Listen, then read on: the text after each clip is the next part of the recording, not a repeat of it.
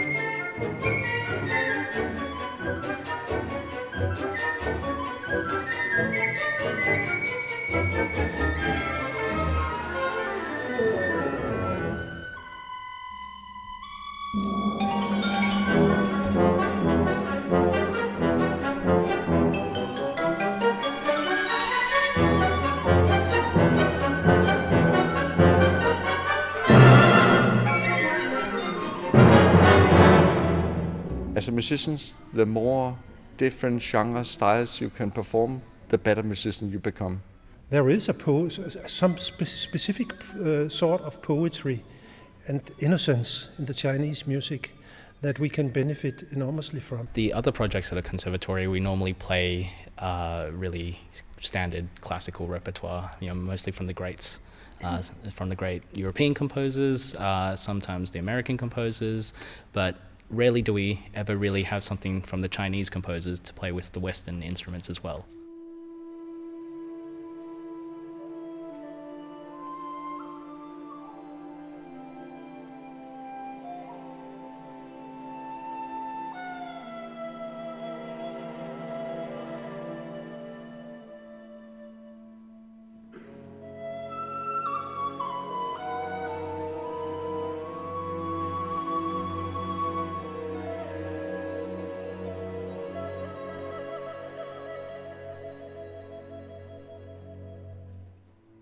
The D is not a traditional instrument that I'm used to work with. I think they have integrated a traditional Chinese melody somewhere in the music, and it's very different from our way of playing. Orchestra part, the whole work is a concerto, and it's the form from Europe. So, and the melody of the D is come from Chinese traditional music.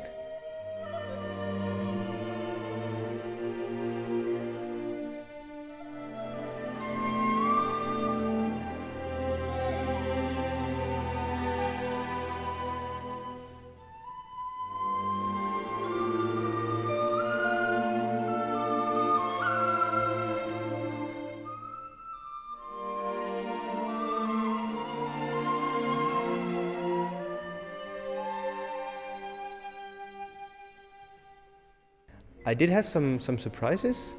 It became really clear to me that we had two different cultures in two different ways of doing music and of thinking of music, also maybe philosophically. When the orchestra now is performing the Panda Suite, it's a little bit different tone language. It's a different approach to rhythm, which expands yourself as a musician, as an orchestra.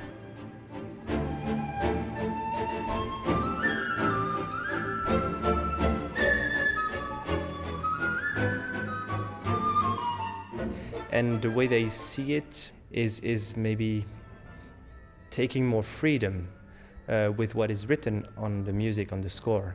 So there's many things that on my score were not written, and the flute was just maybe not improvising, but adding a lot of personal interpretation, that like even adding notes, adding ornamentation, trills, sometimes different speed, all those kind of things, which is quite different from what we do in Europe, where we tend to stay very close to the score.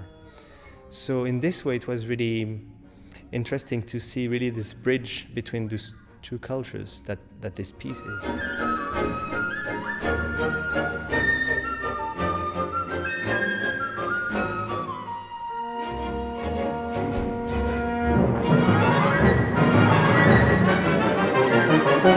But the melody come from my mind because I'm a Chinese. I heard a lot of Chinese traditional music.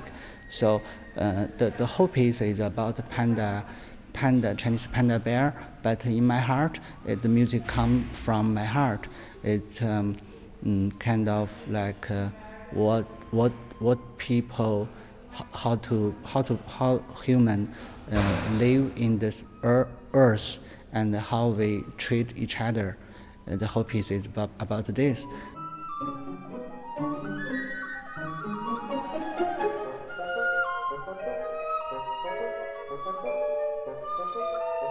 We had to adapt to each other.